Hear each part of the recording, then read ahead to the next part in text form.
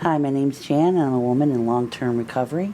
And what that means is that I have not had a drug or a drink in over 10 years. I started young, marijuana, and then to cocaine and hallucinogenics and all kinds of stuff.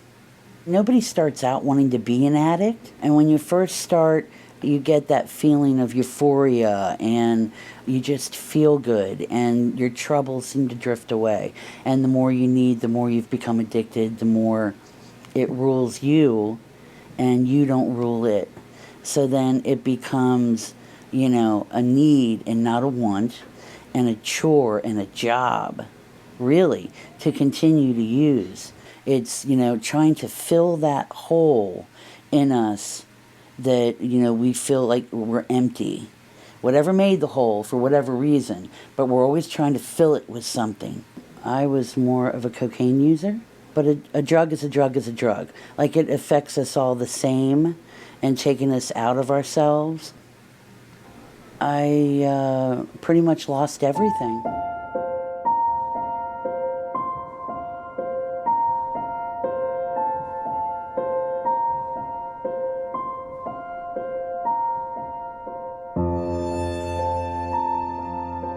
I ended up inheriting a house and in my early recovery, and I knew the moment that I had been placed on the will to inherit this house, that that's what I was going to do, was turn it into a recovery house. I just felt like I had to give back and start helping other people that were coming up through the process.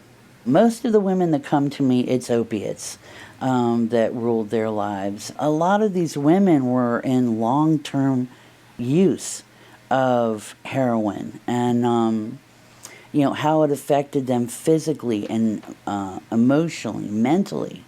You see the ravages and the scars that it leaves, because when you're under that influence, you will do anything. Every recovery house is different in how it's run. I'm probably the only one in the area where I live with the ladies, and I try to make it more of a home atmosphere. We have pets. We will sit down and eat meals together and cook together. They have rules. They do pay rent. A lot of people will relapse because they get overwhelmed at all they feel like they have to do. Because if you look at the big picture, well, they need a car. Well, I need to get my kids back. I need to get an apartment. I need to get a job. And, it becomes overwhelming for them. So a lot of times, you have to just kind of pull them back and be like, look, you've already done this, this, and this. Like, you're working towards it. You're going in the right direction. Well, it's just about time. We're getting ready to open.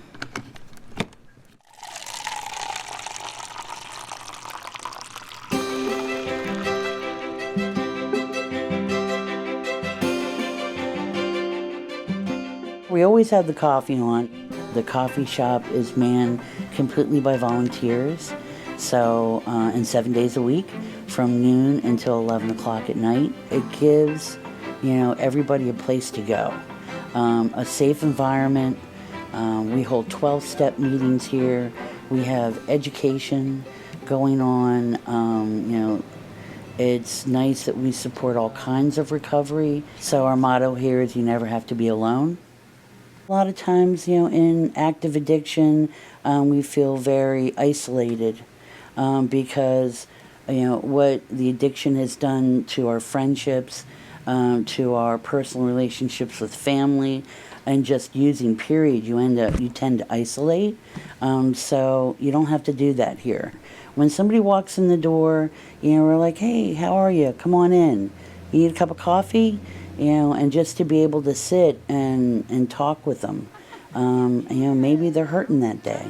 But once you get in here and you start to meet people, you kind of realize, like, oh, there is life, after addiction.